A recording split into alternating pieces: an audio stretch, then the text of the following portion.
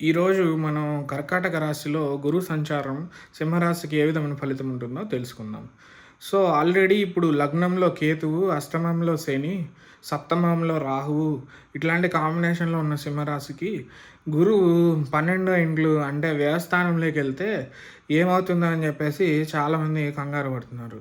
వాస్తవానికి ఇది వ్యయస్థాయమైనా కూడా వ్యయంలో గురువు మనకు శుభపరమైనటువంటి ఖర్చులే పెట్టిస్తాడు. అంటే ఉపయోగకరమైనటువంటివి, కన్‌స్ట్రక్టివ్ పర్పస్ ఉన్నటువంటి ఖర్చుల్ని మాత్రమే పెట్టిస్తాడు.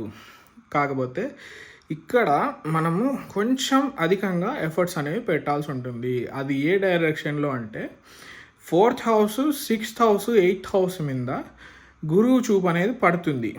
ఆ పడినప్పుడు 6థ్ హౌస్‌లో మనకు కొంచెం వర్క్ ప్రెషర్ అనేది పెరుగుతదనమాట.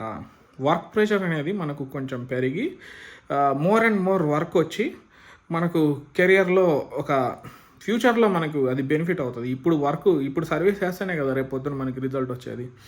సో, అదేవిధంగా మనకు ఇంటి నుంచే పని చేసేటువంటి ఫెసిలిటీ కూడా మనకు రావడానికి అవకాశం ఉంటుంది. అంటే వర్క్ ఫ్రమ్ హోమ్ జాబ్ ఒకవేళ మీరు ట్రై చేస్తే 4థ్ హౌస్ అంటే ఇల్లు. మీకు ఖచ్చితంగా చాలా వరకు మీకు రావడానికి scope పెరుగుతుందనమాట.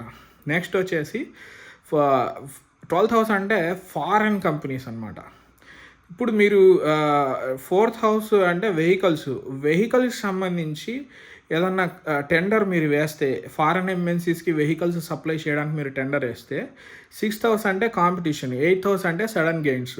Vehicles, competition, sudden gains ఈ మూడిటి మీద బృహస్పతి యాస్పెక్ట్ పడుతుంది. ఫారెన్ యాస్పెక్ట్ పడుతుంది కాబట్టి మీరు ఈ వెహికల్ టెండర్స్‌లో మీరు సక్సెస్ అవ్వడానికి ఛాన్సెస్ బాగా ఉన్నాయి.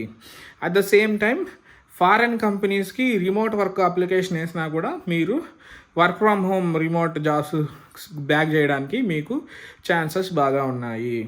నెక్స్ట్ వచ్చేసి ఐసోలేటెడ్గా ఉన్నటువంటి కెరియర్స్ అంటే షిప్పింగ్ ఒకసారి వెళ్తే ఐసోలేటెడ్, ఇంకా మనకు బయట ప్రపంచంతో సంబంధం లేదు.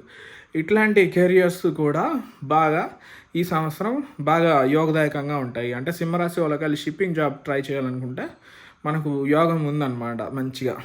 నెక్స్ట్ వచ్చేసి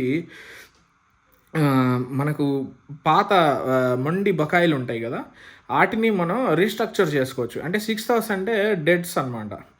డెట్స్ని మనం రీస్ట్రక్చర్ చేసుకోవడానికి స్కోప్ ఉంది. అంటే ఒక 4-5 లోన్స్ ఉండి మొండిగా ఎన్నో సంవత్సరాల నుంచి ఇంట్రెస్ట్ కట్టుకుంటూ వచ్చారనుకోండి దీర్ఘకాలికంగా, ఇట్లాంటి దీర్ఘకాలికమైనటువంటి ప్రాబ్లమ్స్కి రీస్ట్రక్చరింగ్ అంటే కొంచెం వెసులుబాటు కలిగించేటువంటి మనకు ఇది అనేది దొరుకుతుందన్నమాట. వెసులుబాటు కలిగించేటువంటి స్కోప్ అనేది ఇప్పుడు దొరుకుతుంది. అట్ ద సేమ్ టైం 12వ ఇంట్లో నుంచి 8వ ఇంట్లో ఉన్న శనిని చూడడం వల్ల మనకు శని అష్టమంలో ఏం చేస్తాడంటే క్లేశాన్ని తీసుకొస్తాడు. అంటే కొంచెం మనిషి కొంచెం కృంగిపోయి కొంచెం అదో విధంగా తయారయ్యేటువంటి ఒక ట్రాన్స్ఫర్మేటివ్ కెపాసిటీని ఆయన తీసుకొస్తాడనమాట. 8థ్ హౌస్లో ఆల్రెడీ ఆయన ట్రాన్స్ఫార్మ్ చేయడానికి ట్రై చేస్తున్నాడు కాబట్టి మనకు కొంచెం బాధ వస్తుంది. ఆ బాధని గురువు క్లేశాన్ని ఆయన నాశనం చేస్తాడు. అంటే 8థ్ హౌస్లో శనిని చూడడం వల్ల 12వ ఇంట్లో నుంచి మనకు కొంచెం ఉపశమనం అనేది ఉంటుంది అష్టమ శని నుంచి.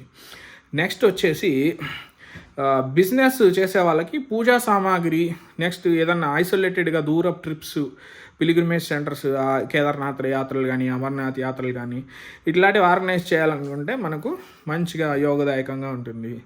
రైతులకు వచ్చేసి చక్కెరకు సంబంధించినటువంటి పండ్లు, నెక్స్ట్ చక్కెర పంట అంటే గన్నా అంటారు కదా, షుగర్ కేన్ పంట కానీ, నెక్స్ట్ స్వీట్ యాపిల్ ఇట్లాంటి ఫ్రూట్స్, నెక్స్ట్ వచ్చేసి కొంచెం రైస్ కూడా మనకు వైట్ కలర్ కూడా బృహస్పతి అని అంటారు, వాటర్కి సంబంధించిన plants.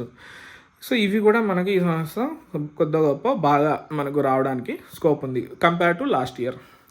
At the same time ఇప్పుడు మనకు 6థ్ హౌస్ అంటే డైలీ హ్యాబిట్స్ అనమాట. దురలవాట్లు ఏమన్నా ఉంటే ఆల్రెడీ మనకు అష్టమంలో శని మనల్ని ట్రాన్స్ఫార్మ్ చేయడానికి ట్రై చేస్తున్నాడు కాబట్టి మీరు దాన్ని మార్చుకుంటే చాలా బెటర్గా ఉంటుంది. ఎందుకంటే 6థ్ హౌస్లో బ్యాడ్ హ్యాబిట్స్ని మన రీస్ట్రక్చర్ అంటే వెసులుబాటు సో సిగరెట్ కొడుతుంటే మీరు నికోటిన్ గమ్కి వచ్చేసేయండి. లేదా ఎక్కువగా వేరే మద్యపానం ఇట్లాంటివి చేస్తుంటే దాన్ని తగ్గించుకోండి. చాలా వరకు మీరు తగ్గించుకోండి. మంచి మంచి రోజులు శనివారం, మంగళవారం ఇట్లాంటి రోజులు కాకుండా ఏదన్నా 1, 2 రోజులు పెట్టుకొని వెసులుబాటు అనమాట. రీస్ట్రక్చరింగ్ కదా మనం చూసాము కదా ఇందాక. 6th హౌస్ ఆస్పెక్ట్ అనేది రీస్ట్రక్చర్ అవుతుంది. సో మీరు వీటిని మన ఏదో విధంగా దాన్ని రూపుమాపి పారాడైమ్ షిఫ్ట్ చేస్తున్నాడు కాబట్టి 12th హౌస్లో గురువు, మీరు ఆ అలవాట్లని తగ్గించుకోవడానికి మీరు ట్రై చేస్తే ఓవరాల్గా గోచరం కాంబినేషన్ అనేది మనకు అంత ఎక్కువ ఇబ్బంది పెట్టదు. సో ఈ కాంబినేషన్లో మనకేంటంటే ఎక్కువ ఐసోలేషన్లో ఉంటాం. 12th హౌస్ అంటే ఐసోలేషను. ఆల్రెడీ ఫస్ట్ లగ్నంలో కేతు ఉన్నాడు కాబట్టి ఆల్రెడీ ఇప్పటికే చాలా వరకు ఐసోలేషన్లో ఉంటారు సింహరాశి వాళ్ళు. అది కాకుండా 12th హౌస్లో బృహస్పతి వచ్చేసరికి ఇంకా ఐసోలేషన్గా ఫీల్ అవుతారు. So this entire year is finding for solitude. మీరు సింగిల్గా ఎక్కడికైనా ఎక్స్కవేషన్ కానీ, పిలిగ్రిమేజ్ కానీ, ఏదైనా జపాలు చేయాలని ఇట్లా వెళ్తుంటారు కదా పిలిగ్రిమ్ సెంటర్స్కి, అట్లా ఇన్నర్ సాలిట్యూడ్ కోసం మీరు వేసే అడుగులు అనేవి చాలా అద్భుతంగా ఉంటాయి. నెక్స్ట్ మెడిటేషను, ధ్యానము, పురస్చరణలు, మంత్రం తీసుకుని సాధన చేయాలనుకున్న వాళ్ళకి ఇది extraordinary period. At the same time మనం కొంచెం కంట్రోల్లో ఉండాలి. ఎందుకంటే ఇప్పుడు ఆల్రెడీ ఐసోలేషన్ కాబట్టి మనం ఏమన్నా ఓవర్ యాక్షన్ చేస్తే మనం ఐసోలేట్ అయిపోతాం. మనల్ని వేరే వాళ్ళు పక్కన పెట్టేస్తారు. ఎందుకంటే 6th హౌస్ ఆస్పెక్ట్ ఉంది కదా.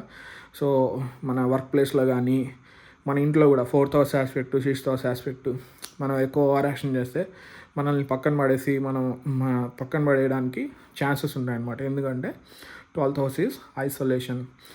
So that's it, my friends.